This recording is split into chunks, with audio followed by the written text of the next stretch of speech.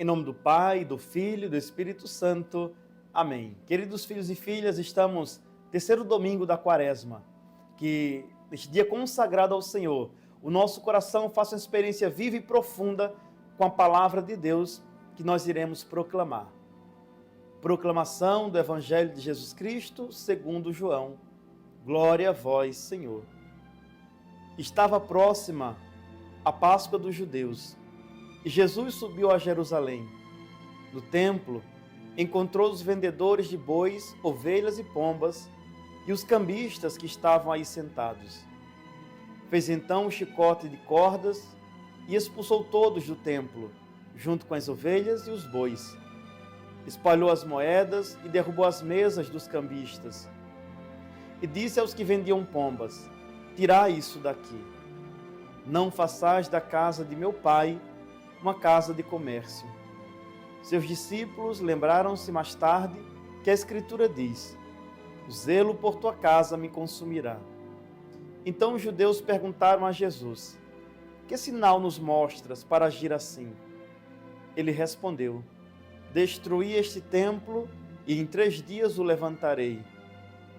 Os judeus disseram: 46 anos foram precisos para a construção deste santuário, e tu o levantarás em 3 dias? Mas Jesus estava falando do templo do seu corpo.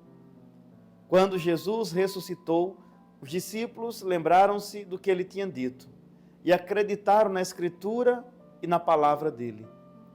Jesus estava em Jerusalém durante a festa da Páscoa. Vendo os sinais que realizava, muitos creram no seu nome. Mas Jesus não lhes dava crédito, pois ele conhecia todo e não precisava do testemunho de ninguém acerca do ser humano, porque ele conhecia o homem por dentro. Palavra da salvação. Glória a vós, Senhor. Queridos filhos e filhas, hoje, domingo, dia do Senhor, dia da ressurreição e da vida, nós estamos contemplando o Evangelho narrado por São João. Somos convidados a refletir a cena em que Jesus, movido por zelo pelo templo de Deus, expulsa os vendedores e cambistas que ali estavam. Este episódio não é apenas um ato de limpeza física do espaço sagrado, mas também uma lição profunda sobre a verdadeira natureza do templo e sobre o chamado à pureza espiritual.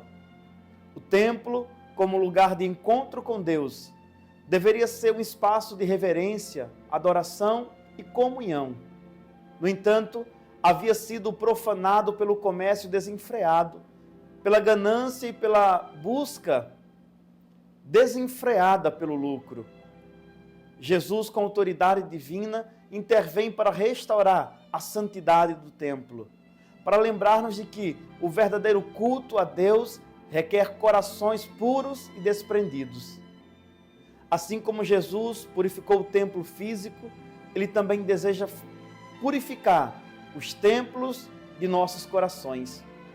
Quantas vezes permitimos que as preocupações mundanas, os desejos egoístas e os pecados nos afastem da presença de Deus hoje? Por isso somos chamados a examinar nossos corações, a expulsar tudo o que nos separa do Senhor e a renovar nosso compromisso de servi-lo com integridade e devoção. Além disso, este episódio nos lembra da missão de Jesus como o verdadeiro templo. Ele é o lugar onde Deus habita plenamente entre os homens. Sua presença encarna a proximidade de Deus conosco e Ele mesmo se torna o sacrifício perfeito para a nossa redenção. Em Cristo encontramos o verdadeiro lugar de adoração, o verdadeiro sacrifício pelo perdão dos pecados e a verdadeira fonte de vida eterna. Que possamos, portanto, seguir o exemplo de Jesus, purificando nossos corações e reconhecendo-o como o verdadeiro templo, aquele que nos reconcilia com Deus e nos conduz à vida abundante. Que Ele nos ajude a viver em constante comunhão com o Pai, para que a nossa vida seja um testemunho vivo do seu amor e da sua graça derramada sobre cada um de nós.